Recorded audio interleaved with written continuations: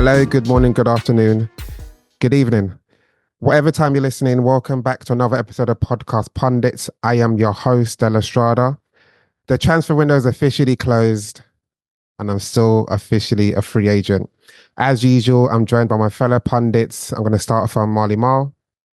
Marley Marl here, Marseille supporter, hold tight Mason Greenwood and the clan and the gang, you get me? Yeah, man, out here, bruv. Good weekend. Still was at touching grass. Yeah? Yeah, man, keep it up, man. It was a good little weekend. So to the listeners... Football. Say again? You played football?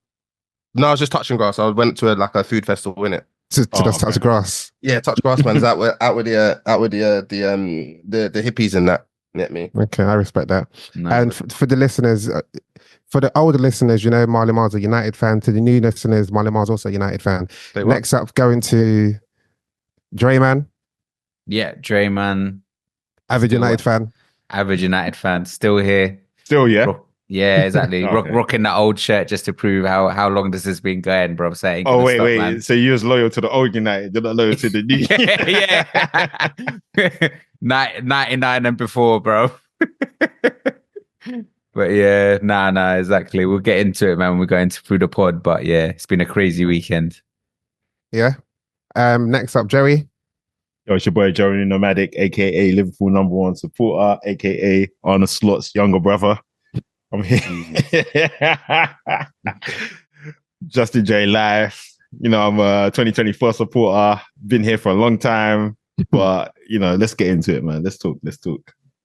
Lastly, we have Strives, who's not with us at this moment, but he'll be joining us very, very, very shortly. So before we get into it, let me do some housekeeping. Let you know where you can find us. You can find us on all major platforms, which is Apple, Spotify, and YouTube. And you can interact with us on X, TikTok, and soon to come Instagram when it eventually happens. What we are they going to lift the ban from us? Or? No, well, if it happens, no, that's a Strives thing, but we'll get into it. So, as is customary, guys, old listeners, you know what it is. To the new listeners, anytime a podcaster team come up against each other, the losing team must give the opposing winner do we say guard of honor or clap of honor? A guard of honor. Guard of honor, yeah. You man are soft, man. It's a guard of honor, but it's really a clap of honor. Yes. So, when you're ready, guys, and let's we'll do it, babe, but you won't hear it, bro. Make it no wait, and you clap to the mic. Put your hand in front of the mic, bro. And clap hard. No, Dre, come on, bro, man. No, it's not coming. It won't come out. But I will. Yo, yeah, I heard that. Don't try. Come on. No, bro, you're not slapping. You're not clapping, man. Clap. Joey, do it again.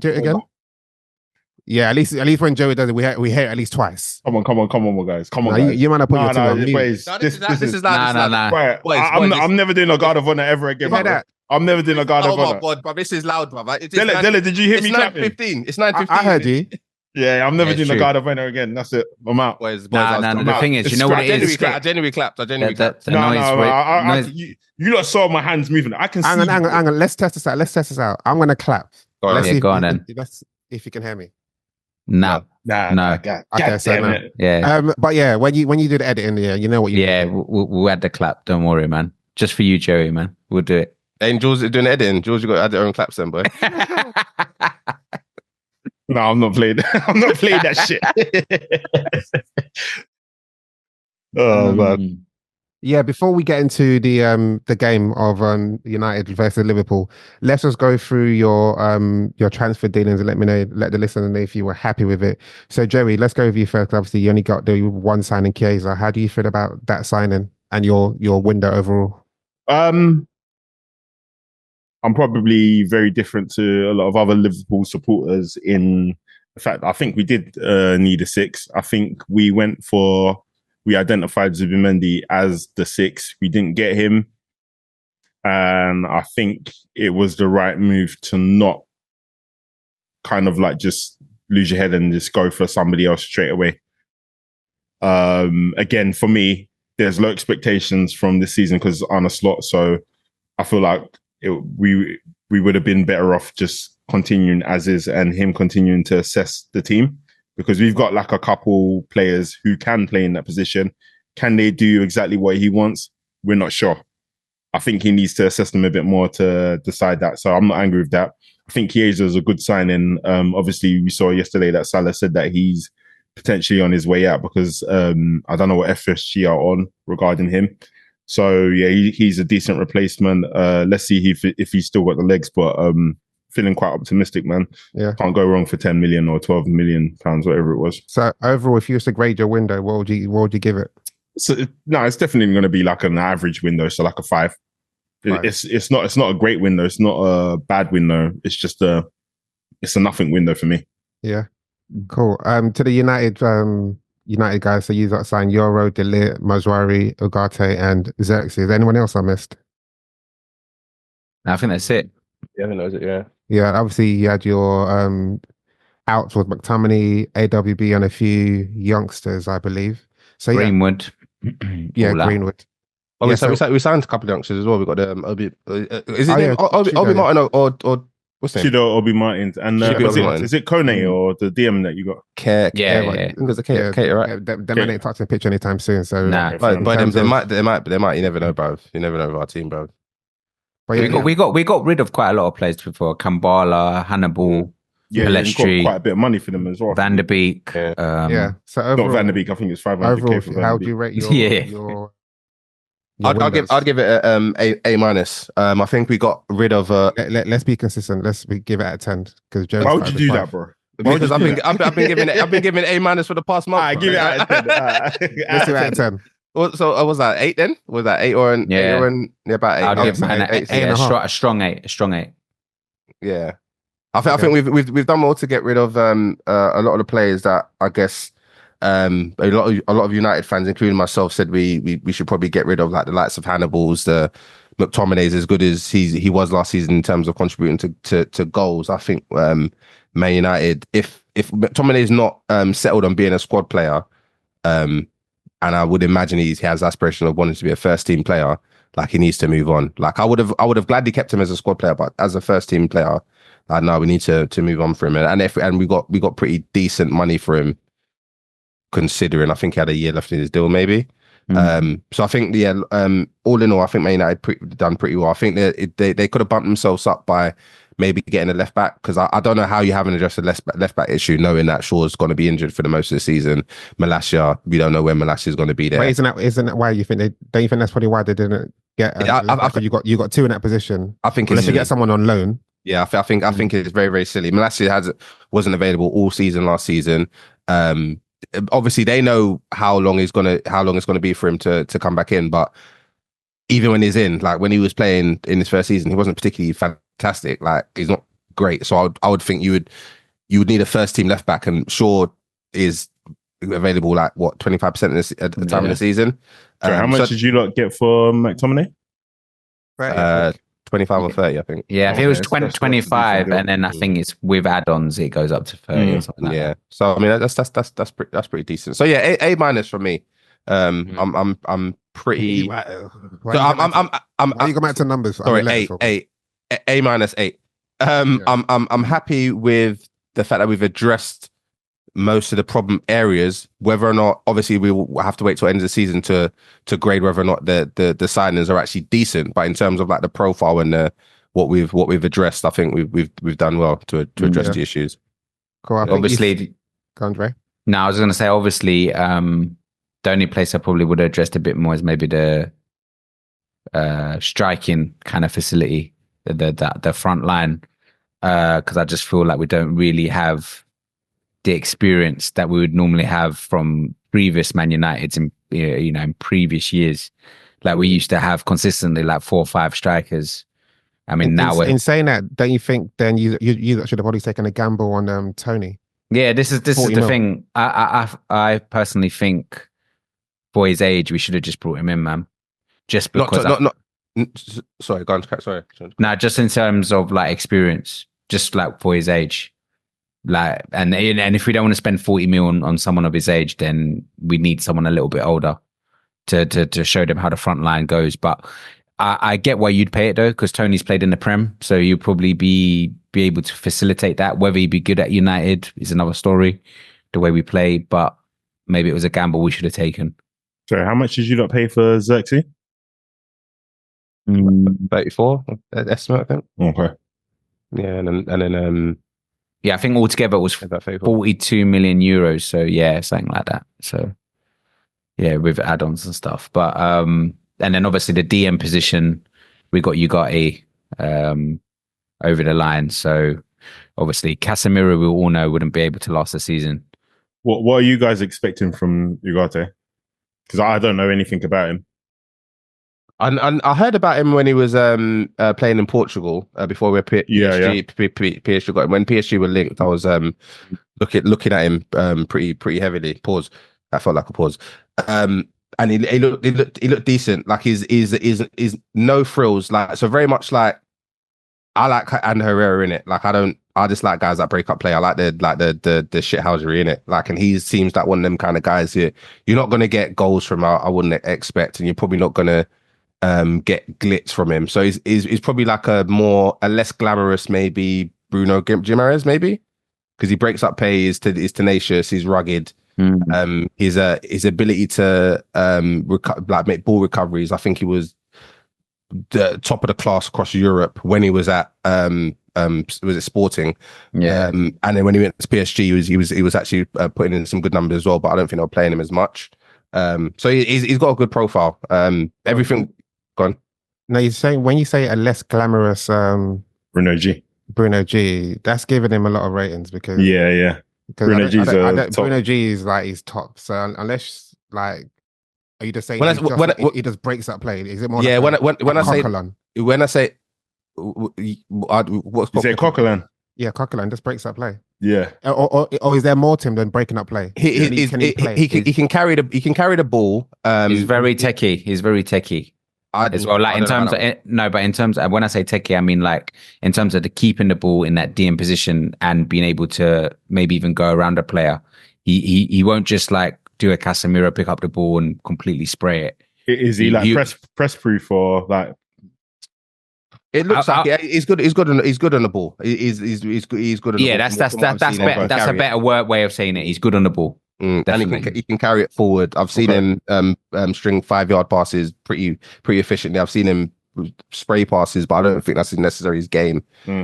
So for what we need, we like that's absolutely perfect. Like, because I personally believe we've got players ahead of that position that he should be looking to play the ball. And I think that's where Casemiro was falling short, whereby he was trying to do DM, but it was also trying to get forward and trying to contribute. We don't need that, bro. Like, just sit, bro, because we already know Manchester United, we're gonna get pammed on the transition, innit? So we need someone.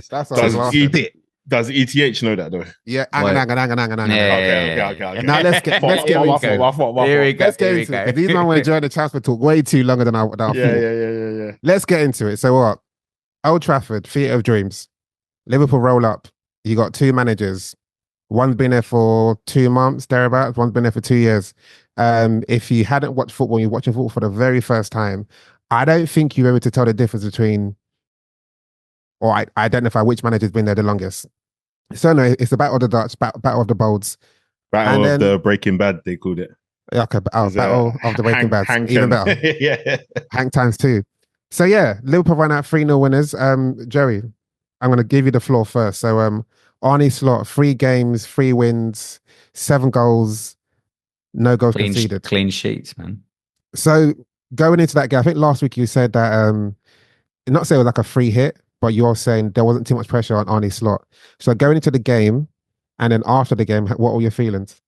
Yeah, going into the game, I had very low expectations in terms of not to say that they weren't capable, but whatever the result was, I just wanted to see us playing football. I wanted to see more continuation from the first 2 games, because in the first game against Ipswich, it wasn't a great first half. Second game against Brentford, it wasn't a great first half. So I wanted to see if we could get into that game and maybe weather the storm in the first half. And I was hoping to see like good phases of play, good structure defensively, and just some of the redeeming qualities that I saw in pre-season, and kind of something that I could to attached to slot ball or whatever they're calling it. So yeah, that's all I wanted to see. To be fair, like again, I personally didn't actually care about the result, but in my Liverpool group, Bods, who's been on the podcast a few times, he said that this is going to be a walkover. This is going to be. Oh, he said that at the beginning. At the beginning of the game, he said this is with conviction. He said this is going to be a game where we're gonna show Man United levels basically because like his thing was the last time we played Man United in the FA Cup. I think we didn't have Konate, we didn't have Alisson, or we didn't have, I can't remember who. Maybe Konate was there, but we were missing Trent. I think was missing, and I think Salah was just back from injury as well. So we didn't have like a sharp team. So his idea was that these guys are going to come in. Not only are they going to come in, but we're also going to be playing disciplined football against a team. It's not going to be like a shootout, or it shouldn't be like a shootout. So yeah, he was fairly confident that we're going to win the game. On the other hand, I thought Man United are capable of rising to an occasion. I don't know if they're going to rise to the occasion. So again, I had low expectations. Yeah. So last week, I think you were saying overall you wanted it to be a test. Yes, it was not a test at all, man. Okay. Yeah. And I was actually quite disappointed in that because we're Nottingham Forest, when we get back from an international break, and then I think Champions League is going to start commencing, and it's going to get real heavy. And obviously Gravenberch is playing in that position, but we've got Curtis Jones, we've got Harvey Elliott. I need to see what these guys can do in these positions. I think Bajcetic has gone out on loan to RB Salzburg, and we've got after those guys, we've got Tyler Morton and Endo. So I need to see what these guys come in if Gravenberch gets injured or if McAllister gets injured, and what is the drop off, if any drop off. That's what I wanted to be able to see, to be fair. Yeah. So to the United fans, so you're going into this game off the back of a loss to Brighton. Oh shit! Yeah, Brighton. Imagine. Yeah. To Brighton. So the same question to you guys. What were you feeling? Okay, let me start this again. The transfer window closed. You guys were very optimistic. You gave it 8 out of 10 or 8.5 out of 10. And I think in the group, Miles, you said Ten Hag no longer has any excuses. Agreed. So then going into the game, how are you feeling? I was actually confident. I didn't think we'd lose. I definitely didn't think we'd lose the game. I think last week I may have even said we'll show a good account of ourselves. Again, let me preface this. I didn't see the whole 90 minutes. I've only seen the highlights on Match of the Day, so I can't see. I don't know how well or bad we were doing prior to Casemiro's mistakes. I know I was driving and I saw the Trent goal and I switched off and then obviously got disallowed, and then obviously at half time I saw the result. So I went into the game thinking we would actually do okay. I didn't anticipate. Was our result solely down, and I guess it's a question to Dre, solely down to Casemiro's mistakes? Like if Casemiro, you can ask me to. Yeah, I don't think it was. I don't think it was. He was the main culprit in the first goal. So, but there were bad giveaways, and I think the focal point is when he's giving them away at that moment in time, you can see the gaping holes behind because Dalot was well on his way somewhere up the field. And Mazraoui as well. Exactly. So that's why I don't think is this fair to say Casemiro, because your setup meant that.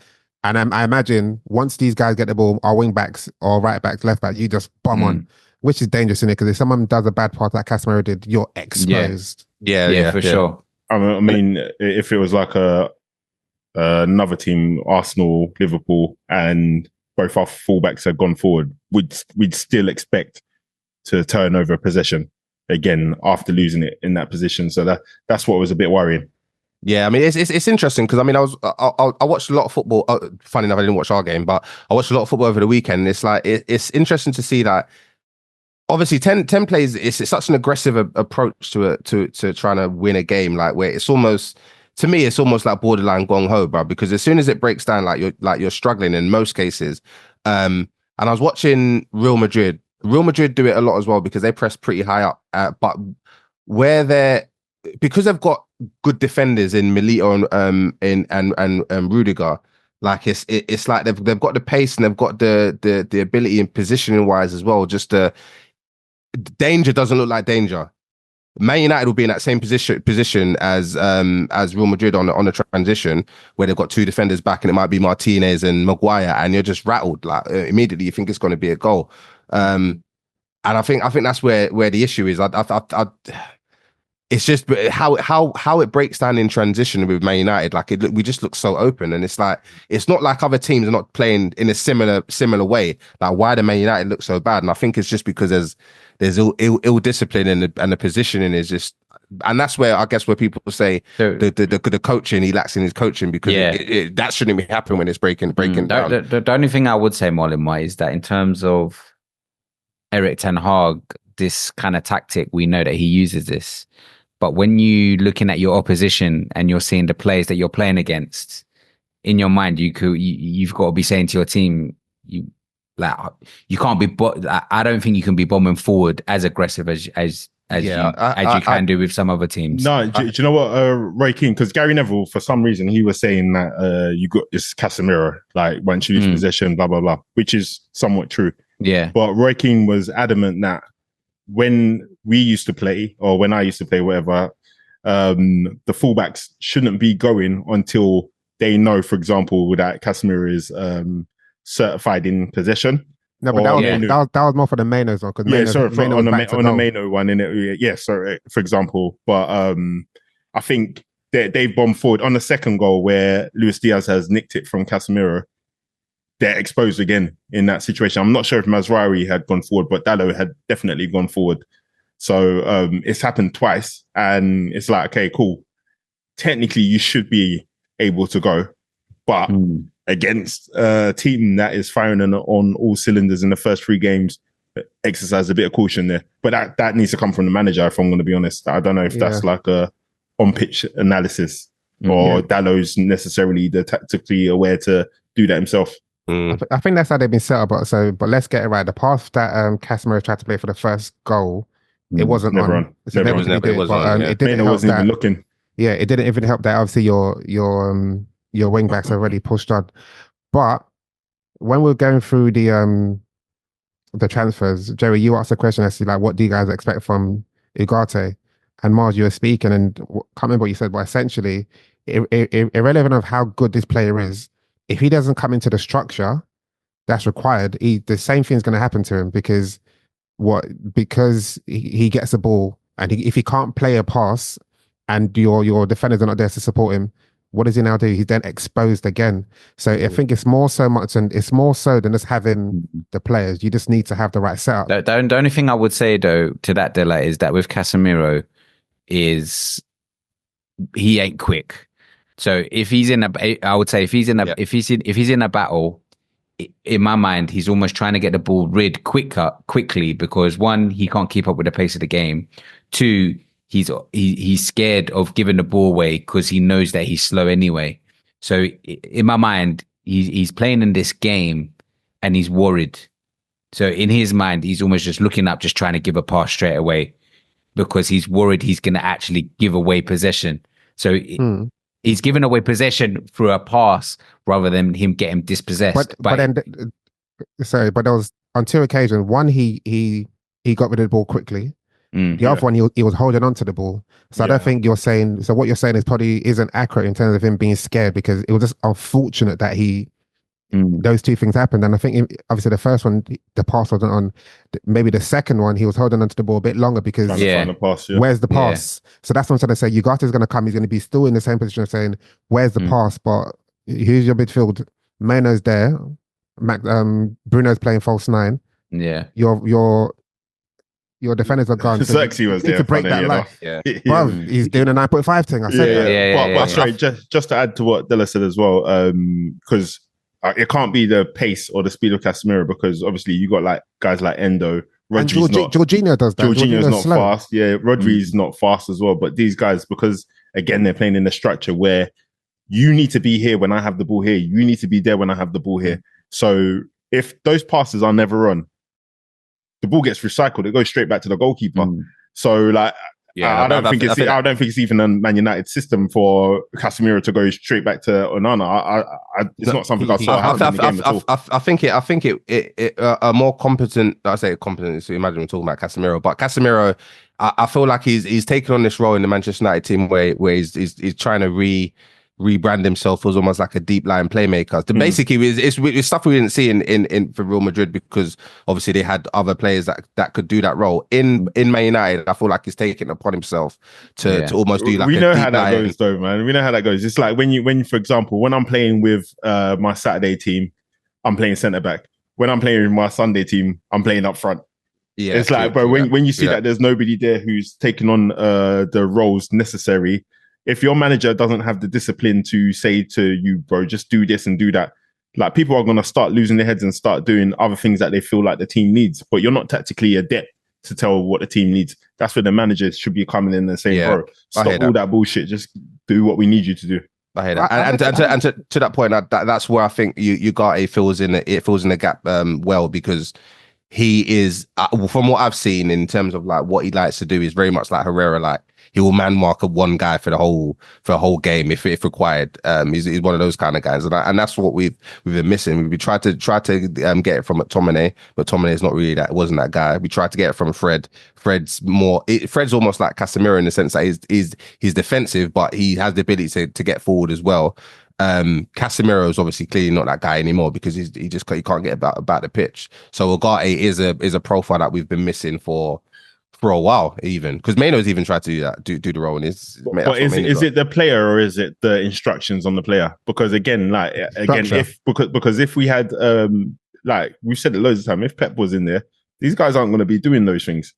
Like they're going to be doing exactly what Pep tells them to do. It's a bit of both. Why I don't know if it's both, because I think even if you had N'Golo Kante there, bro, like doing the job, bro, he's gonna lose his head in there because it's clearly a lack of instruction, or it's clearly a lack of options, knowing what I need to do. And exactly. All the players are not in the prescribed positions that they need to be when I've got the ball here, or like I shouldn't have to think about what I'm going to do. When I should know that when I get the ball here, I'm either going there, or I'm going straight back to keeper. I think ETH is naive, though. That's what we were saying before in terms of the way he's setting up. The great thing about Slot is he said after the game, he knew exactly how we were going to come to that game. He knew exactly how we were going to play. Like that's just basic Man United just trying to play the same way every game. It doesn't work. Like it just doesn't work. Yeah, there's a little bit too much freedom. There's a little bit too much ability to allowance to kind of do your own thing in midfield, and I think that's where the issues. Not even in midfield, across the team. I think there's too many players that kind of have been told that all right, or not even maybe they haven't been told. They're just going there and doing free roll, bruv. Like, and to your point, Jules, under Pep is very very like straight line. This is what you're on the pitch to do, kind of thing. And I think there's a little bit too much flexibility to be imaginative in Man United.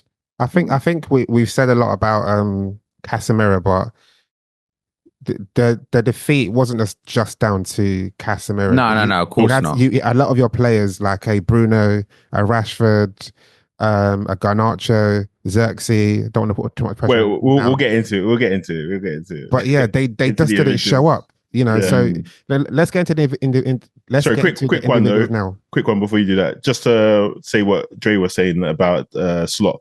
Bro, his press conference before the game was like what he was saying in the game, bro. He knew exactly what he was going to do, and he knew that how he was going to execute it, man. Just like again after the when he was talking to Gary Neville, Jamie, and all of those guys, and he was talking about how Man United press and how they defend and all of that kind of stuff, and then we knew that they were going to do this, so we were going to do that, bro. It's that thing that we were talking about when Frank Lampard and Ole Gunnar Solskjaer were in the press conference and they're talking. They didn't give any kind of like tactical awareness or tactical nous for me to think these guys should be in this role. I haven't gotten any of that from. Well, actually, I'm not gonna lie.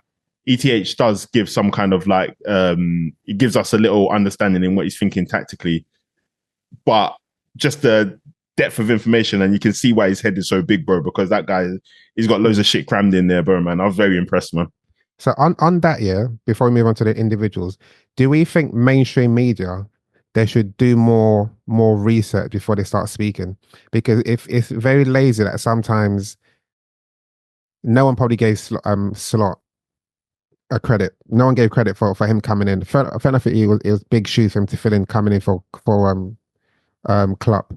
But everyone assumed because he's coming in from the Dutch league and there's already a Dutch manager that's board, it's probably going to be the same as ETH.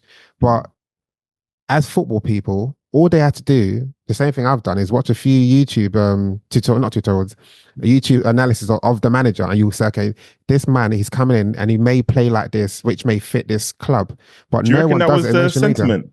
Do you reckon that was the sentiment when he came in? Slot. Yeah, no one gave him ratings. I think maybe it's because I'm a Liverpool supporter and I'd done a deep dive, I guess. But from what I was hearing, I guess from the Liverpool side, like, again, I was saying to MJ, because I think MJ was kind of saying he's going to be like ETH, but I remember, I think he turned down Tottenham or somebody else. And so a couple Premier League clubs were in for him. But again, just in terms of his like analysis and tactical awareness, I just don't know if those things come to the Premier League and it's going to translate. But in terms of like the analysis around the game, I think I've never heard anyone question that. It's just whether it actually works or not and can it translate into the Premier League. The one thing I would say as well is that with Liverpool, obviously Klopp leaving, we all know that Liverpool have their team. They have some kind of cohesion. They have football intelligence. And regardless who was playing for Liverpool in what positions, we know that they played as a team. They could just click. So for me, it's Slot is fitting in, but at the same time, how many like world-class players do you need in a team to play football? It's like a team game, innit? If you've got that cohesion in your team, regardless whether you got 4 world-class players and the rest are just from your under 21s or they're being pushed through. Do you know what I mean? So I think Liverpool had the core structure there, and obviously he's just progressing you with obviously his tactical know-how and telling you how to play against these teams now. So he's making it look easy. Yeah, But his words were that we're taking the pressing from Jurgen Klopp and we're taking away the directness and we're adding more defensive structure. That's his thing. So yeah, like some people are kind of like trying to take away from him and saying that he's inherited this team, but when people say that, like, you can inherit a team and it can go bad. Exactly. David Moyes inherited the Premier League champions and it went bad. Yeah, it's Arteta inherited Emery team and he won something. It happens like that. Yeah, it's so far so good, man. But yeah, it's a bit dumb, but there is some kind of credence to the fact that these are good players. Yeah, they're good players, but it's also credit to him for saying, I'm just going to tweak certain things. Exactly. Yeah, and that's definitely, it. Yeah. But we spent a lot of time on it. But before we move away, is there some individual individual people you want to call out? Yeah, half the United team, innit? No, just obviously like just the brain deadness of Garnacho, bro. I'm sorry, like obviously he does like a beautiful bicycle kick, and when it comes to playing without thinking, yeah, he's all right, man. But I'm not having him at all, bro. I'm not having Garnacho at all, man. Like there's certain things that I want to see, like because we're like Mason Greenwood, like you can see it from day one what he's about. I'm not having Garnacho. Rashford facing up to Konate and then deciding to go home. That was lame, bro. And MJ, you put a lot of stock in him this season. I can't defend him right now. So yeah, you put a lot of stock in him this season, and he's not paying back, bro. No dividends from that stock. Free games in. It's not looking good, bruv. Another guy, Licha Martinez. That guy, I'm sorry, I'm not having him either, bro, man. His positional just awareness. For that game, or just you're not having him genuinely? No, since the Fulham game, I sent a video to Jeezy. There's this old white dude from Manchester who just analyzes Man United, bro. Like he's been digging. Is he a United fan or just? He's a United fan. He's a United fan still. I'll send it to him, but he does good analysis, bro. But just the position, the diving in, sorry, Marley, you mentioned this last week as well, but just the diving in. The lack of positional awareness. I don't know if this is down to ETH, but you've played for ETH before and you've come here. Yeah, you're like aggressive and you're good in the tackle, but if you didn't have your aggressiveness, what are we looking for? What are we looking at here in a player? I thought De Ligt was good though. I thought De Ligt was good, man. United fans, do you agree? He played well. Oh, you can't didn't speak- watch it? Yeah, I can't. Yeah, I he just know did. He that's- did. Oh, Yeah, and he did play Dalot. well. Dalot played well. Yeah, Dallas probably United's. I don't say One of the most consistent performance. Yeah, Yeah, It's a shame that he has to play Ahmad LB, is man. actually. I'm surprised Ahmad didn't start. That's one thing I was surprised. Like I heard Yeah. he came on and did pretty yeah. well. He came on but at 3-0. He came Yeah. on and you could see the difference between him and Garnacho, if I'm going to be Garnacho, completely yeah. honest. United fans, so we need to move on. But what's your thoughts on the fact that he got dropped? Ahmad, I was surprised at that. I thought it'd be Rashford. I think a lot of people thought it'd be Rashford that gets dropped. Yeah. And, A lot of people said But that would make more sense to have even Ahmad and Garnacho playing rather than Rashford. I think we need to. Reason behind why he didn't. Or do you think it's a confidence thing that he doesn't want to drop Rashford now in case he just loses more confidence? He's just trying to play him into form.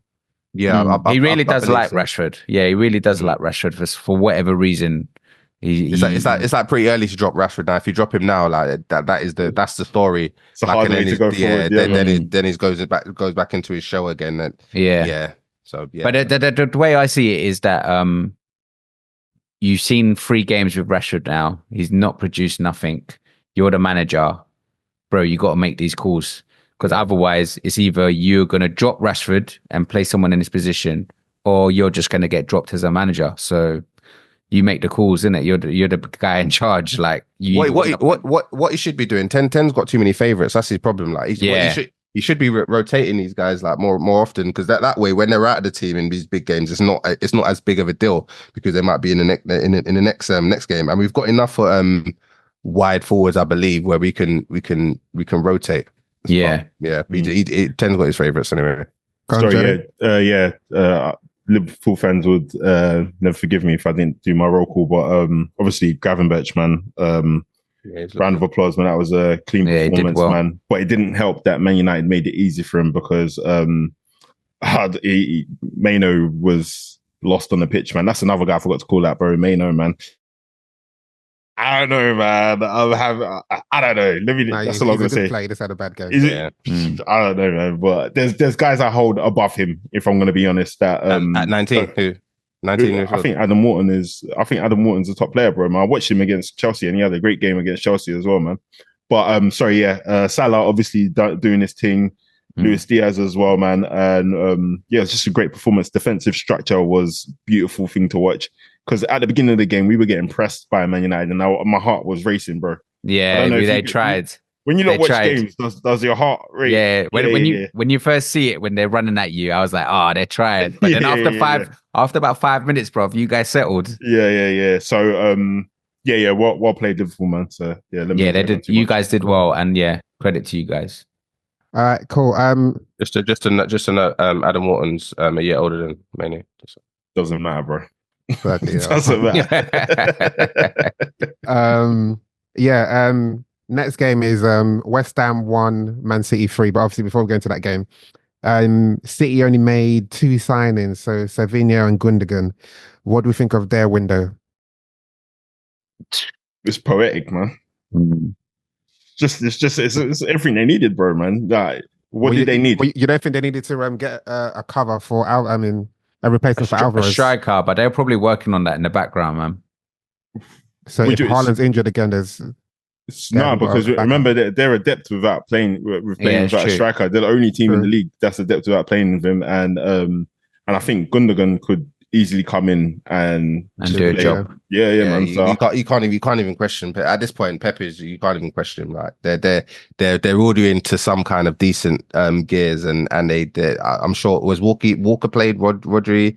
Walker Stones. That's what I'm saying. All these guys to come back, bro. Like, it's ridiculous, bro. A lot of them love to, as you mentioned, like Walker's not played yet. Phil Foden's coming on as a sub. Rodri's not. I think still injured. So what I will say though, they didn't play great in that game. Did you guys watch it? No, but they don't have to. You don't have to play great when you've got Haaland. 100%. And you got all the guys behind him. So with Haaland, it's 3 games, 7 goals, 2 hat tricks, and I was reading something today. It said basically with these 7 goals, he's already met or gone past Antonio's goal record last season. I remember Antonio said he'll score 30 plus goals before that Man City. He's scored more than Welbeck and more than Jesus. last season's tally. And Rashford too. didn't have. Oh, how many goals did Rashford get last season? I think he got 7. 7, yeah. And so I'm going to give you he's got 7 hat tricks so far. Let's play a game. Of the top 4, top 5 teams, who do you think he's got a hat trick against? What do you mean? He scored a hat trick against one of the top 5 teams. There's only one top 5 team that he scored a hat trick against. I'll say, I'll let you have a guess. Are we Man United at the top? Are you top 5, top 6? Okay, I'm just asking. What are United? Are United top 6? Top 8. Top 8.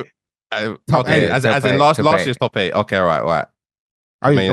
Man United, we would call Man United a top 5 team. Let's be honest. Okay, so are you? Yeah, so let's say top 5 team. Man United are in it. I know that. Yeah. Okay, cool. Yeah, so it's Palace, Nottingham Forest, Wolves twice, Fulham, Ipswich, and United. Wow. United, how can you guys beat them? That was the game. That was the game when Foden scored 4. He scored 4. Yeah, I know, that is sickening. Yeah, Wait, it's what? bad. It's an embarrassment. I don't think Foden scored 4 and he scored 4. It might have been 3. It might have been 3 and 3. They both scored 3. 6-0. Or 6 something. So it's 7 or something. Or 6. It was crazy result. Under ETH, and they still believe it. So ETH, I forgot he lost 7-0 twice. Cheltenham corn still. is there much to say about this City team or even Haaland? It's genuinely boring. Like it's that you run out of words to say. Obviously, he's gonna, provided he stays what at this rate. How many more seasons does it need to be to get to Shearer? What, 3, 2.5? Right, I think he's probably got 2 more seasons in him.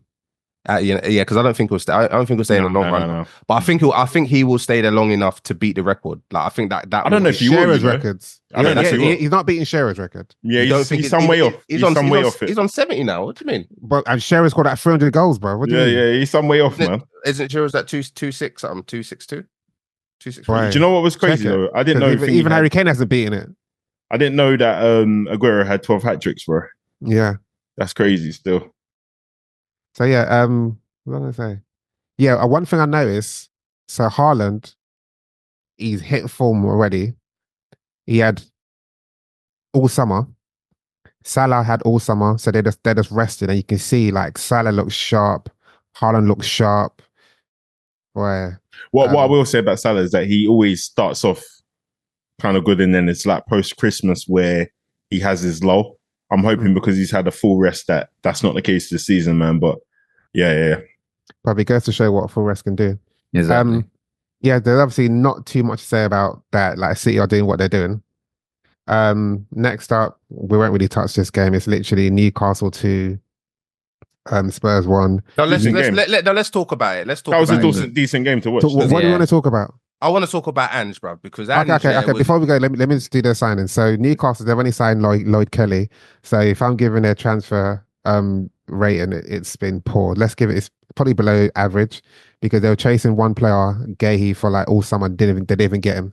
What did they need though? They need a defender because they were playing Kraft as a centre back and he's a right back. Yeah. So normally they play Shaw and Botman, but both Botman's injured, Shaw suspended. But yeah, you haven't really got another. Do you know what? I'll give them a bit higher though because they did well to defend Isak, bro. Because apparently there was loads of. I can imagine people wanting him. Yeah, and he played sick. Yeah, bro. So I think 5. Yeah. 5 would be fine. And Spurs, I can't. They made quite a few signings, but obviously the most notable one is Solanke. So what would we give their window? Is Solanke? Did he play in the weekend? He's been injured. No, he's injured for the last 2 games. Yeah. I think that's a good signing. Odegaard, they got Odegaard from Burnley. I thought that would have been a good signing, but then I saw that miss that he did yesterday. Where I think he's nippy, but he's just too young. Not too young, but he's just not. Yeah, it seems a bit rough. Not that much difference between him and Timo Werner, and that's who's going to be playing out there, I guess. But no, Son is going to be playing out there. Actually. But 5 or 6, not notable. I don't think. No. But yeah, so I'll give them a 6.5. Yeah. They made enough numbers of signings. Yeah, but obviously with them, like with the game, like they were wasteful. They did have a lot of chances, just didn't take it, and then Newcastle hurt them. But Miles, you got something to say about Ange? So fire away. Yeah, no, well gone, Stravs. New challenger. Welcome. What you saying, guys? well gone. Yeah, good. What you saying, Man United, man? AB. No, Ange, brother, I feel like, listen, we need to watch him because he speaks a wicked and bad game. I feel like he might get under the radar and manage to put in these performances and without getting criticism like the likes of Ten Hag will, bro. So I'm watching that Ange guy, bro, because he was talking wicked and bad at the beginning of the season. He was this season. Beginning of this season. He normally wins trophies in his second season. In his second season. What? For who, though? Obviously, Celtic, he's Japanese, whatever team he's managed before. Like, he was right in saying what he said. Yeah. But this is stick talking. That's a bit. That's what I was gonna say, man. New kettle of fish, bro. New kettle of fish. Why would you put yourself on the radar like that, though? Like, this is what I'm saying, bro. It was unnecessary. I feel like all managers are doing that, though. Like, you see how the Wolves manager reacted. No, not the Wolves. The Brighton manager reacted after the game. Like, I feel like they all come out with a. Yeah, they all come up with a big statement now. They want to. What did he say? He didn't say nothing crazy. Yeah, he did. Like, like what they all do. Like when they're talking about the whole the red card challenge. No, if he's talking about the red challenge, we haven't done Arsenal. Oh yeah, we'll get into that. I'm not going to touch into it, but I'm just saying, like, managers nowadays, they're coming out with flagrant thingies in it. They're coming out with flagrant speeches, like outbursts. Yeah, like they're just. But that's flagrancy is different from saying I'm winning the trophy this season or I normally win trophies this season. Ain't that the same kind of thing though? I think it's maybe. I think he's moving a bit flagrant, bro.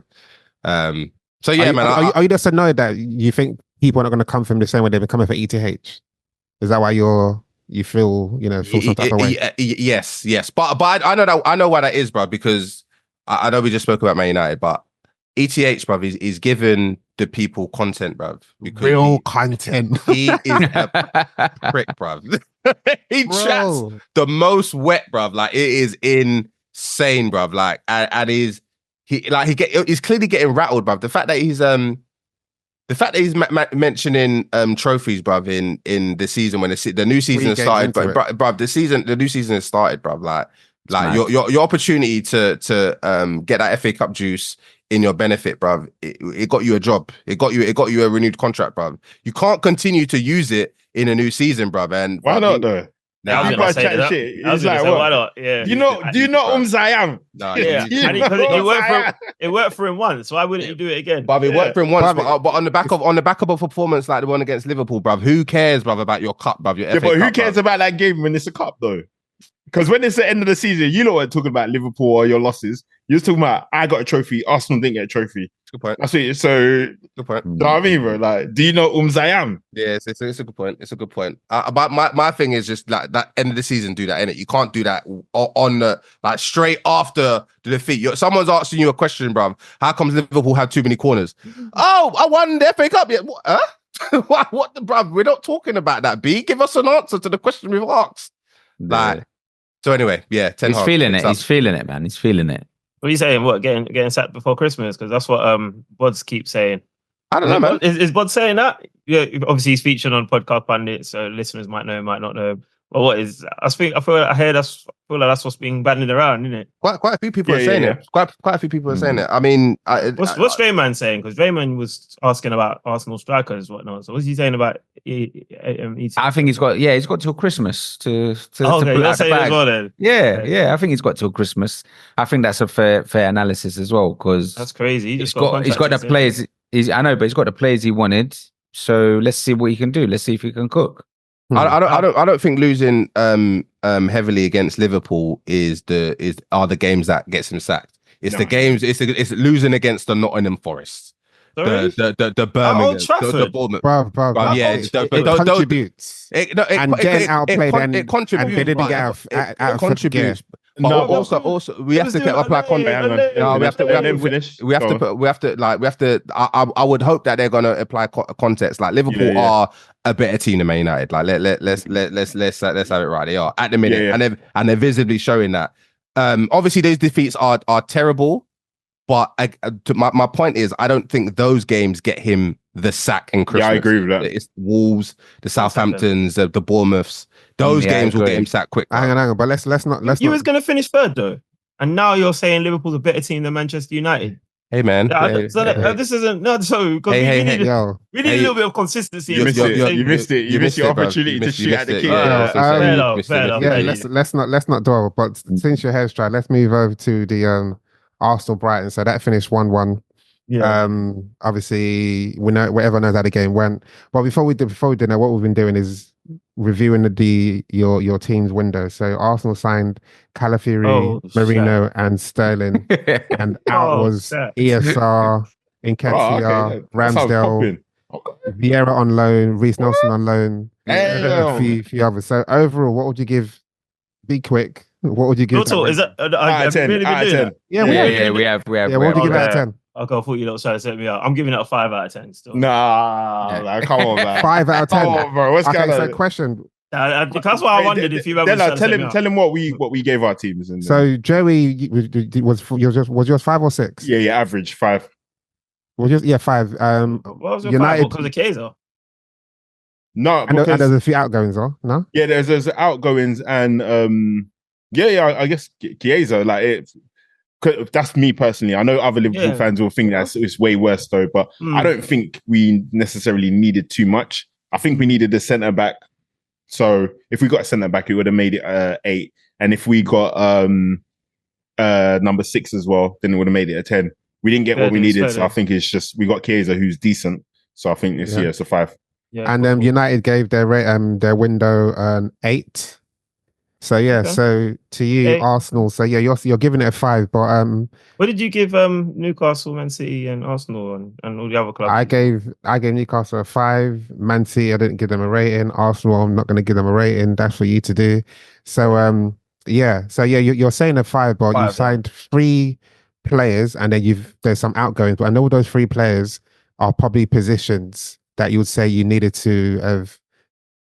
Yes. All right. So let me try to be quick with it then. So obviously, as we all know, I believe that striker is our priority position. So that's how I'm looking at it. So first and foremost, let's try and frame it in the position of strives at the moment. So where I think we needed a striker, we didn't get a striker. So that was a huge L for me and for the club as well from where I'm standing. A left back. It's a decent addition, but was it a necessity? I'm not sure if it was. I feel like we've got Tierney there. I know he's injured and I know he's out of favour, but we've got Tierney there. We've got Zinchenko there. We've got Kirio that's played there. We've got Timber that's playing there. You've got Tomiyasu that's due back. It's not like a priority position by any stretch of imagination from where I'm standing or sitting, however you want to phrase it. So I didn't think it was a priority position, but Calafiori, brilliant. Marino, okay, cool. I think we needed maybe a left-footed midfielder to kind of replace Xhaka. We tried to replace him with Havertz. Some may say he did. Some may say it didn't quite work because now Havertz is our striker. So I appreciate we did need a left-sided midfielder.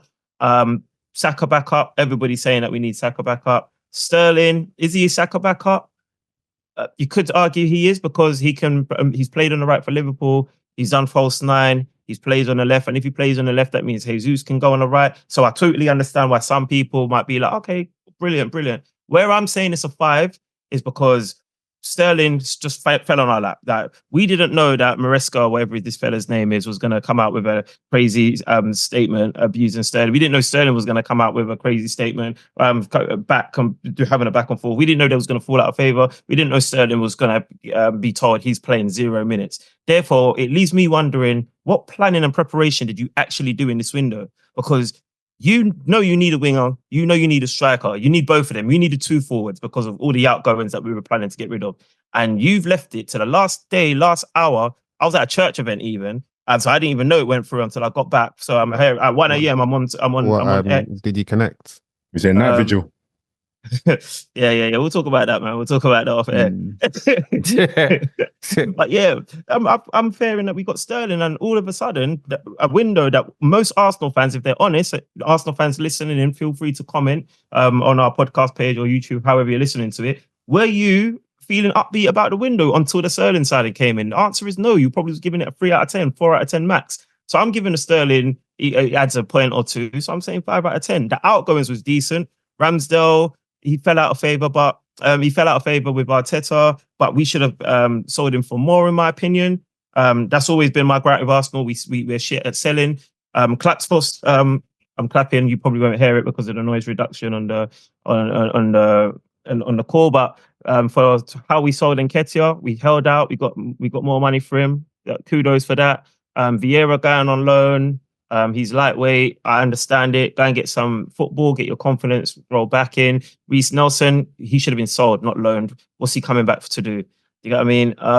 Who else is there that was gone? ESR. I miss ESR already because he's one of my star boys. He's gone to Fulham. I hope he does well there. So yeah, man, it's a 5. Like, because ESR, I like ESR. I would have preferred ESR at the club. What would it have been if you got a striker? If we got a striker, depending on the striker that we got, that's if you got Osimhen in. If you got Osimhen, what would it be? So Osimhen's gone to Galatasaray now. On loan. It's mad, isn't it? When you think about that, bro. That is a mad deal. So like, if we got him in that kind of fashion, as in, you know what, no one wants you. We'll take you alone. We'll cover your wages, what have you not. I would probably say our window now becomes maybe a 7. And the only reason why I say it becomes a 7 is because Nketiah's out the door now. He's at Crystal Palace. He's all shined there, hopefully. Osimhen comes in. I believe Osimhen will probably be an upgrade on Nketiah. So I feel like we would be more strong. Because I think we're stronger after this window, by the way. I think. So what would it have taken to get you up to a 10?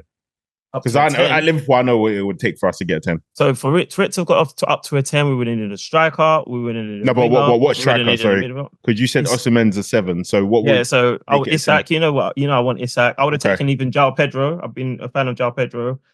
Play at the striker. You would take him as your. I would have taken him, and then I would have told Jesus to tack his bags and piss off, bro.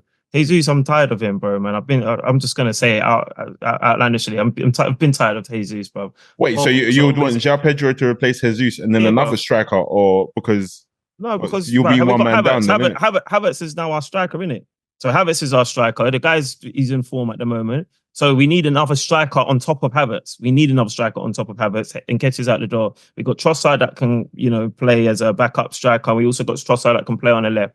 We then need another winger. Sterling's come and done that. I think Sterling can be competent. No, but say if the striker came in instead of Sterling. Say if you got Sterling. Instead of wouldn't be a 10. I think you would have needed. I think we needed a winger, and we needed 2 forwards. We needed 2 forwards, in my opinion. So a winger and a striker. Striker, it was for me, is more paramount. Okay, so just a striker couldn't make you a 10. No. So we needed a winger as well, and then you need the midfielder. So Marino, I'm cool with. Calafiore, I'm cool with. I think honestly, overall, like I hear what you're saying about how the signing of Raheem Sterling came about, but ultimately it still got over the line. And he's still going to play for the rest of the season. He'll contribute to the rest of the season. So if to have those 3 signings. And to any Arsenal fan, I know everybody wanted a striker, but to any Arsenal fan at the start of the window, if you said Arsenal would have got rid of all those players that they did and bring in a player that can cover, so Zinchenko doesn't have to play all the time, a player that can play in midfield and a player that can cover for Saka and also play across the front 3, you would have taken it. So I wouldn't lie to you, you're entitled to say, but I feel like to give it a 5. No, but Della, that's not even above average. But Della, Liverpool signed one player. That's not even above average. A 5 is an average, bro. No, I said not above average. That window that Arsenal did is look all those players that Arsenal have sold. You're now saying Arsenal are much, not say they're much. They are a better team than they were last season. I think they're slightly better. Whether they're slightly better, they still are. So at least now anyone on that bench now, Arteta can look at and say, I want you to come on. If you're looking at Reece Nelson, you're like, nah. But now you got Sterling. You're looking at Trossard. You're not doing well. Oh, I could bring on Martinelli. Oh, I could bring on the Sterling. You know It what I'm depends saying? what So Sterling we're getting as well, by the way. I think That's it's true. Sterling. That's true It'll be as a well. good- like That's true as Sterling, and I said it with the Ugarte signing as well. When United are coming, if you put the right player, if you put a player in the right structure, they'll thrive. It's as simple as that. Under Chelsea and obviously Arsenal, seen it firsthand with a Havertz. You're now putting someone in a structure and you see how they're playing. Sterling's proved that Liverpool he can play. He proved that Man City can play. He had 2 bad seasons And England. At England. He had 2 bad seasons at Chelsea. But apart from Cole Palmer, who has had a good season at Chelsea? I understand He's coming out with what you're something to saying, prove. but we still can't kind of like, you're not as good. Like, okay, so for instance, like Mo Salah's in his last year of his contract here. Mo Salah's not I'll let you say worth, this, then we need to actually go into the game. Go into the game, no problem. Mo Salah's not going to, like, if he stays on at Liverpool, he's not going to get a ginormous contract moving forward based on all the things that he's done in the past. It's got to be on what he does today. Like, so if he has like an underwhelming season this year, then it doesn't matter what he's done we will celebrate it, brilliant. But it doesn't really matter what he's done at that point. It depends on what your current value is. And our current value is of Sterling is, I still think he is competent cover and may push Martinelli or Trossard or whatnot for a place. But there's still a bit of a question mark because he's had 2 kind of underwhelming seasons. Now, to answer your question, I agree with you. It makes us slightly better. But for me, I'm trying to topple Man City. I'm seeing Arnie Slot duppy us in pre-season, and I said to you, man, when we was recording, I said Liverpool are looking decent. But this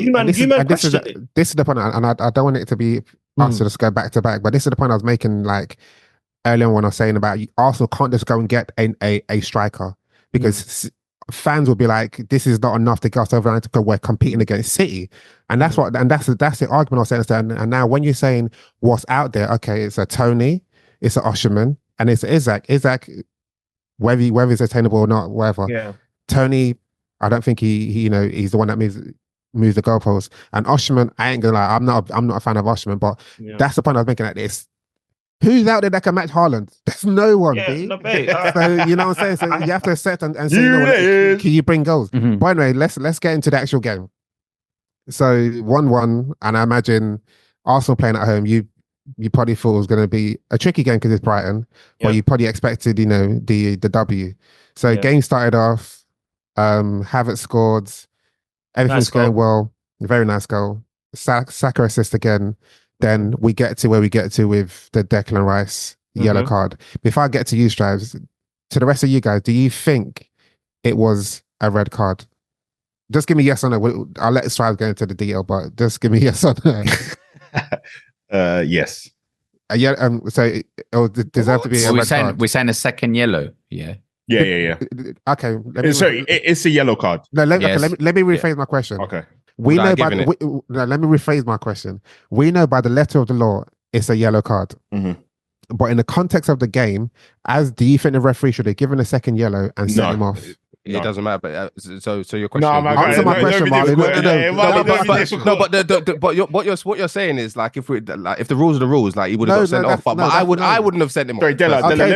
Answer that. I wouldn't have sent him off. Let me help you because remember when Dallo got those 2 yellow cards? By the law, he should have got 2 yellow cards. Yeah. But Man United fans weren't having it.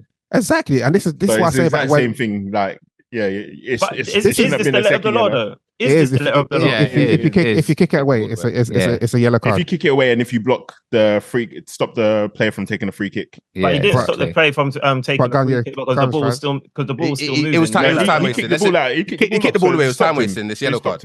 No. So here's where I stand with it. Obviously, I'm watching it live and I'm thinking to myself, I'm screaming at the TV, going, "Whoa, this guy's a dick! How dare he kick us? Get him off the ref! Get him off the pitch, ref! Get him off the pitch, ref!" Thinking Veltman is off. I'm getting excited, bro. Next minute, I see the red, but I'm seeing Declan Rice's face moving. Man, I'm like, hold on, bro, what? I'm so baffled at why Declan Rice has had the card, and I'm thinking, hold on, we've been screwed over. And then I've seen a little replay and I'm like, Declan Rice, you're a bit of a twat.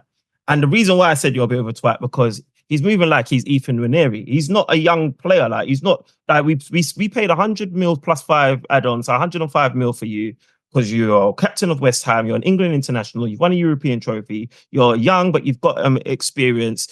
Hold yourself in those moments, do the right things. So I'm thinking, bro, that's not acceptable, bro. I'm like, and I'm quite harsh at times anyway. So I'm like, that's unacceptable. However, taking off the emotion out of it and just assessing what's gone on here, like, Declan Rice has been ginnels, bro. Like he's been like Veltman as like he's had it off with him, bro. Like he got the first yellow card against obviously lunging in against Veltman. That yellow card was deserved. This one, the foul, whether you think it's a foul or not, subjective, but the referee's blown. Then Veltman's, I can't say he's thrown the ball at him, but the ball, like he's stumbled over the ball. The ball's hit Declan Rice's heel.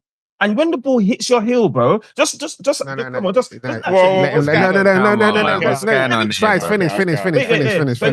I know what you're trying to say. Yeah, so it hits his heel. Declan Rice he's not looked back to see where Veltman is or what Veltman's about to do with the ball. The ball's just hit him, and then he's just it's a minuscule tap. A little minuscule tap off, like if the ball hits you, like if you imagine you're watching a game, a Sunday League football game, and the ball comes over to you, you just give it a little tap, like irrespective, like it's just probably not a good example because I know. If you're a bystander and the ball hits you, Yeah, okay, cool. But I'm just trying to make it relative to all of us because we've all been in a situation where football's beside us, and you give it a little tap, like you're not like he's not trying to purposely. I'm trying to kick the ball away so Veltman don't take the free kick early because he doesn't even know where Veltman is. No, that's exactly what happened.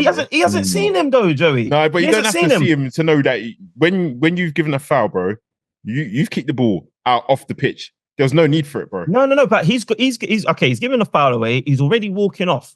The ball's just hit him. The ball's just no. That's not true. That's not true. No. We've watched it loads of times. He definitely motions to kick the ball off the pitch. No, but I'm saying you can't say the ball has hit him. The ball does hit him. The ball does him, then he just kicks it away. And then we can say that. But that's what I'm saying, though. That's exactly. But you didn't say that he kicked it away. That's the difference between what you and Bella said. I'm not. No, because I have said it, but you maybe didn't hear it. What I'm saying is he's walked away, and then the ball's hit his heel. As the ball's hit his heel, it's like a reaction to it. He's nudged it. It's just thank you, very man. God bless you. Yeah. He's just nudged it, and then Veltman has taken the piss. He's done dark arts. He had no intention of taking no free kick. He wanted to boot this brother for whatever reason. He's booted his kneecap and got him red carded. I couldn't believe it, bro. Sorry, quick question. Why did the ball hit him though? Because Veltman got he the ball. Rolled it out, didn't he? He rolled it out. Yeah. He rolled it out to take the free kick. And the ball, and the ball's still rolling anyway.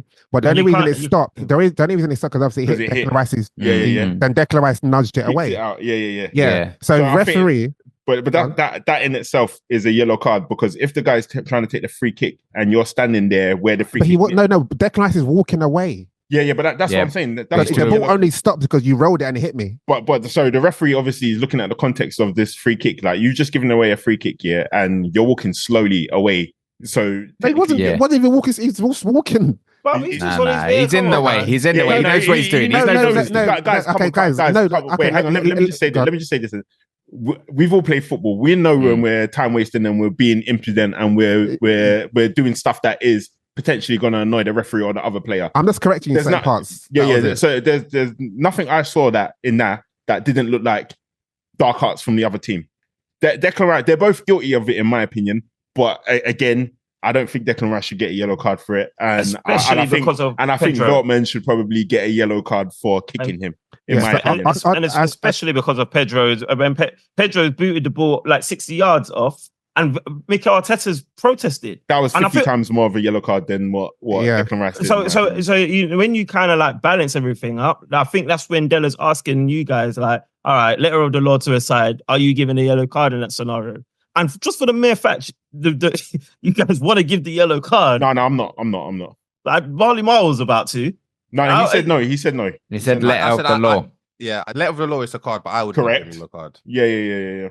But Declan Rice is not innocent. So I think Declan Rice isn't innocent. You've acknowledged that. Declan Rice isn't innocent. It's just some of the things that you're saying. I just wanted to correct you, Joe. It wasn't like he was walking away slowly from the free kick. The free kick has been given against him. He's now walking away, and then Veltman rolls it out. Yeah, correct. And it hits him. And then he hits him, and then he nudges it. But even with Veltman, sorry. Everything was that he knew what he was doing because he wasn't trying to take a quick free kick because you don't take a quick free kick that close to your box. And they've said they've looked at the opposite view of like the full view of the pitch. There's nothing going. There was nothing there. But that's not the point. I don't even think the referee is going to give it yellow as well until sorry, to cut you, Della, my bad. But I think B-Man was telling me, yeah, you man know B-Man, was telling me, bruv, you could see Welbeck in the background saying to the player beside him, like he's one of his, yo, it's a yellow. So he's not directly gone to the ref and said that's a yellow, because you know that's against the football rules. Yeah, he's saying it to the other players, isn't it? Yeah, so he's been crafty with it, bruv. He's clever. All the way. And then Welbeck says to Rice, it's like, it's too. Yeah, it's true. Come on, you know it. Yeah. We got bumped still, but I mean, how often have we been bumped? We've done what, in our third season? Yeah, let's do that. Get the violins out. Yeah, dude. How often have we been bumped? We get bumped. I don't know we should. I'm going to go as far as saying we should be back-to-back Premier League champions, if not for referees. And you get Blythe as well, bro. In my head, I'm seeing Odegaard handball the ball in the box. Oh yeah. When for one time, the Liverpool one. And give me another one. Guys, do you remember the time last season when Tomiyasu got sent off for 2 yellow cards for, I think, because they said it was time wasting? Yeah, he was. And then Martinelli got He was, bro. He wasn't time wasting. Yeah, he was, bro. Remember, let Dolo cook, because he's gonna say something. Because I want to say he got the ball. I think it was Ben White was taking some time. Then he gave the ball to Tomiyasu. Tomiyasu had the ball for maybe less than 5 seconds, and the ref gives him a yellow card. He wasn't one time wasting. If anything, if you want to book someone, ref, book Ben White. Oh, okay. You've now sent off Tomiyasu. Like, yeah, I think the referee got that wrong. I didn't remember when how many times did they get Martinelli? Wrong? Yeah, Martinelli. Like all these times. What was the Martinelli one? When he got fouled, I mean, he got 2 yellows and one's in, yeah. Yeah, come on, that's mad. And every time everyone gets bumped, everyone gets bumped, bro. There's but Marley. Marley, you know what they'll say? Every time they'll be like, "No, what's the likelihood that's gonna happen again?" Every time it happens to us, and well, hang on. What about when Liverpool we've had Tottenham first? Liverpool Tottenham first ever. Liverpool Tottenham first ever. What's common? But how often? But how many times has your team had a moment Curtis Jones got sent off as well in that same game? No, but in a freak incident. In a freak incident, how many times can you say Liverpool has been aggrieved in a freak incident? Bro, I just said it's that Diaz disallowed goal was the first time that's ever happened, bro. Okay, first time ever. Give me 2 more, because I think we got 4. We got 4. In that same game, Curtis Jones got sent off, and then they changed the rules after that, bro. Oh, that weren't freak though, but man, everyone. No, it's not. So what's the freak one? What, the Tomiyasu yellow card? Tomiyasu. I don't think that's a freak, bro. Martinelli twice. And then the Declan Rice one, that's 3. There's another one, but it's evading me at the moment. The only freak one I remember for Arsenal, I think it was who was that mixed race left back you had? You got a yellow card. Oh yeah, Gibbs. That's the only one, bro. Right? Other than that, everything you deserve, everything you've got. That was a freak one. That was some new shit. So yeah, let's get some order back. So obviously, yeah. So that meant Arsenal were down to 10 men. Then Brighton went on to score, and then the game was how it played out. It was 1-1, but ultimately that means Arsenal dropped points, and it's dangerous to be dropping points against City in this title race already. So unfair. But also means that Declan Rice now misses the North London derby. So think you'll be available, Marino. Probably no, I doubt it. He's gone for 2 months. Hasn't it got an arm cast or something? Is it 2 months? Yeah, 2 months. Don't take off a point for your transfer window rating. You know what, man? I could have got, because Della told me, just try and be as quick as possible. I could have gone further with our transfer window. But look, so and you know which Gabriel broke his arm as well, bro. We all know which one it was. I just know which one it was, man. but listen, that's what I expect, though. Give him the kind of welcome that he needs to have. Like, this is you're coming into the Premier League. I'm hearing you've got a brilliant injury record. You don't get injured, bro. And then one training session. It was a freak injury, though. I guess so. And shoulders, they're not easy to recover from. Yeah, they're not. Well, I don't know if we see that guy by Christmas, but it is what it is, man. But Della, obviously, I think you set it up perfectly, man. And I'm just gonna latch onto that through ball, and I'm gonna say, yeah, man, it's unacceptable. I know we've gone down to 10 men and stuff like that, but you can't be. If you want to beat Manchester City, and now it looks like this Liverpool team is going to be a stubborn one as well, you need to be aiming for 90 plus points. The best way you do that is you win all your home games, and if you're dropping points away, they're draws. That's the way. You can't be drawing in your home games to Brighton. They finished 11 last season. First off, even when you get red carded in the 57th minute or whatever it is, why are we putting 5 men at the back and just camping in our box? Like, why are we doing that? Like, I feel like you say that after they've done that, there were no more goals in it. That goal came before they moved to a back 5, no? So the goal, I mean, if I'm gonna call it and keep it a buck, the goal we conceded was very uncharacteristic of the two best centre backs. I thought that was the Premier through ball you were gonna latch onto, the one from Dunk, because he cut open. I don't know what Saliba was on, and I don't know what Gabriel. Yeah, no, but you know what? It was that's been coming. Pause, because the last couple of games we've looked like we've had a few shaky moments. So hopefully all the coppers are out. I know we're just dealing with the pound coins again. So, yeah, man, it was. I personally didn't think it. I felt like I wanted to see like if cast your mind back to last season. Yeah, Man City went 2-0 up early doors against Nottingham Forest. Yeah. And then Rodri got a red card. And it was squeaky bum time for them as well. But they saw the game out. It was a professional 2-0 win. Yeah. And I know you might say Nottingham Forest isn't Brighton. Yeah. And but 2-0 versus 1-0 is very different though. But, okay, so why is it not 2-0 for us? We had chances. Odegaard's chance. Saka's had a chance. I know Havertz put his the chance away pretty neatly, but he had another chance. What happened there? Saka had another chance. What happened there? We had chances. So, and then it, you know, funny enough, talk about the window. I'm saying we could have done with a striker, maybe someone that maybe has a little bit more killer edge. I know Della's not really a fan of Tony, and I'm not necessarily saying Tony is that fan. Like, yeah, I'm just saying a fan of. He doesn't fit into Arsenal. I think was Della's. Yeah, that's what Della's point is. But does he give us a little bit of X factor there? The guy's available. He was available. But when you say that, but it's nice if Havertz had a bad game. No, he never had a bad game. Of course he didn't. But I'm just saying that you could see why some fans, including me, are crying out for an additional striker or a striker full stop because but yeah, like we made earlier, it's not just a striker, it has to be the right striker, right? Because I'm actually not even disputing that. But I'm just saying that we can't like one thing I've always said is Man City is going to be Man City. Arsenal are so close. The gap between the two now is minuscule. To get to the next level, I've always said is a striker. So when I'm looking at these games, I'm looking at like we still could have won this game. Oh, if only we had that striker that would put that chance away. Hang on, you wanted Xerxes in there. I think that was the argument between you and Della. Yes, you saw the chances that he missed, bro. But he got them chances though. He still got them chances. But you can't say that. I said it all these players. But the thing is, I'm not cussing Havertz. The point is, you lot could get a striker, and he could also miss those chances. Yeah, potentially. You could get Xerxes, and he'll do exactly what he did at United. Not necessarily, bro. But you know what I think with Xerxes? Steady on. I thought first start, boy. I thought I missed this part in it, so I didn't expect for that to get back at me. But cool. Xerxes, I think Xerxes still gets like between 7 to 10 goals plus at Manchester United, and I don't think Manchester United is a very good team.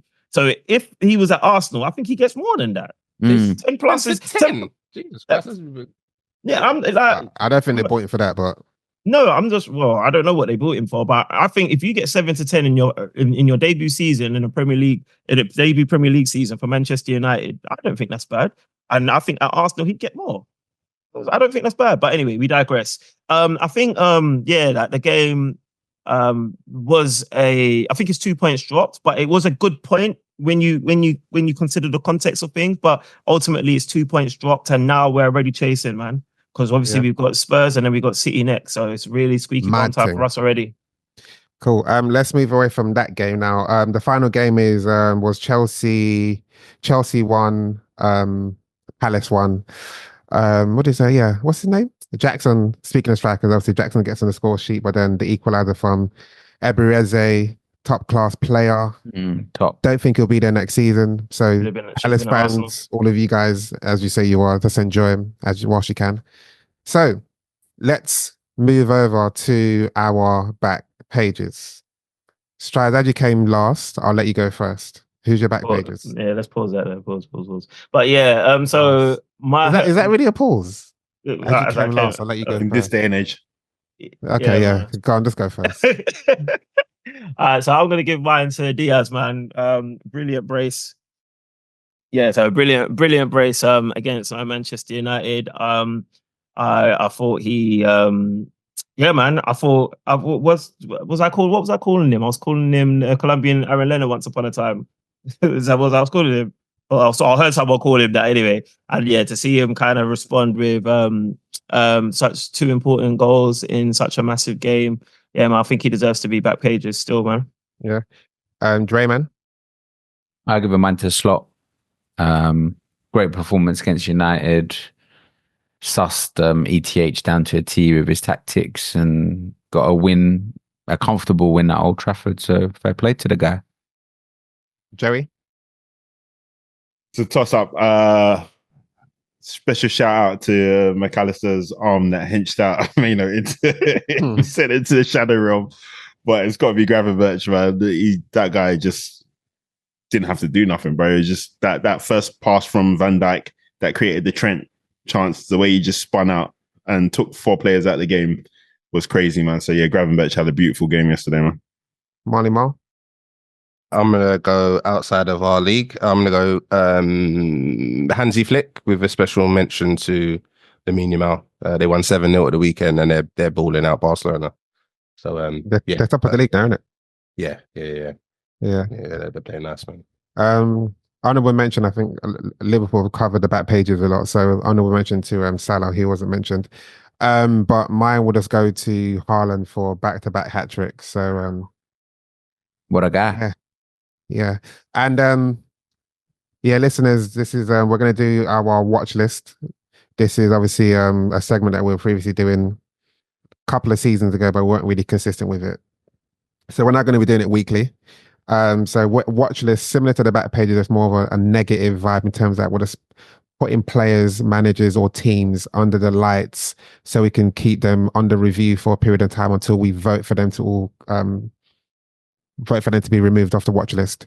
So again, Strives, do you have someone for the watch list? Doing it, man. Sorry, man. Poorly prepared for this episode, guys. It's my mom's birthday, so I have to apologize. But if I'm gonna think off the top of the dome, the watch list, I'm giving it to. By the way, before you say this, I was gonna say to you, bro. Before you say this, What, Martinelli again? No. Before you say this, I'm gonna let you because once they are on the watch list, bro, they have a. They have to be voted off, and we all have to agree for them to come off the watch list. I understand. Okay, cool. So your watch list is mine's going to Gabriel Jesus. Okay. Yeah, because you can't you can't be injured all of last season. You didn't go Copa America. You're in the chambers. You're training up. You're looking great in preseason. I put you in my team in freaking FPL and. Obviously, and then you're injured by game week 2, bro. And now all of a sudden, the need for a striker is even more evident. If he doesn't have a good season this year, he is culpable of being called a flop. And I think you need to be on a watch list. We are going to be keeping an eye on you, Gabby. And I'm happy for him to stay there. And so, guys, for the watch list, did we agree that we have to vote? Yeah. If we're set for him to be on the watch list? Oh, shit. Yeah. And then we. Okay. We have to vote them on and vote them off. Okay, cool. Do we agree? Anyone against it? I think most people probably agree. Yeah, unanimous. So unanimous. What? If it's fit, I think it'll come off swiftly though. But yeah, agreed. So Drake, if it's fit, I guess. Mine's gonna be Rashford. Yeah, just straight in there. Again, ain't really seen much from this guy for the first 3 games. He's trying, but the guy needs to try even harder, man. Yeah. I can't put Rashford on there because I've stepped my reputation on him. So you vote against him, MJ? I have to. So is unanimous when everybody agrees, or if the majority in it? So I say yes. Okay, yes as well. So then go on, Jerry. Mine is Hakan Toure, aka Casemiro. The kebab, Turkish kebab man. Turkish kebab man. I feel like he's not even going to be able to. He's not going to play enough to even. Have you seen his wife's Instagram? Yeah, bro. Yeah. Like, stay out of it, woman. Yeah, that's embarrassing. That's a good woman, man. I'll be so embarrassed if I was getting rushed. All it's going to do is make it worse, bro. If I was getting rushed, and then my wife comes out and said, "No, please stop." Because you know he went home at halftime, innit? Yeah, of course, bro.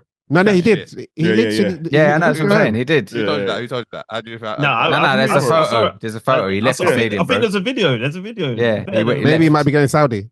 The window still left, bro. Well, they mutually terminated his contract and no, it's a free agent. No. Maybe, He went home, innit? Mad. Crazy, bro. That's mad, bro. Marley Marl.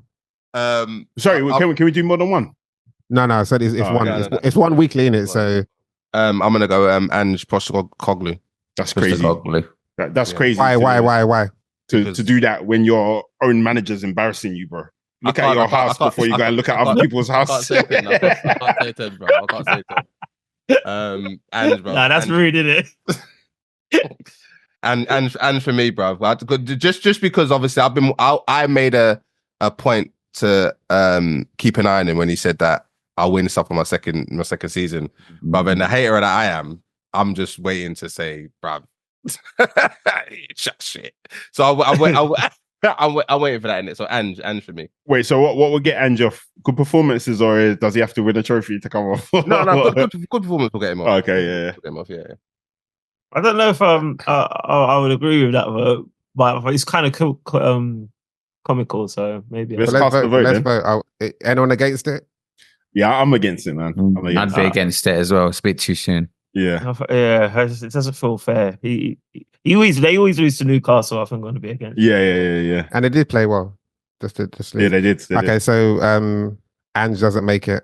Doesn't make it. Do we get to review it when next week or a couple of weeks? No, you could keep on putting them on if you want to.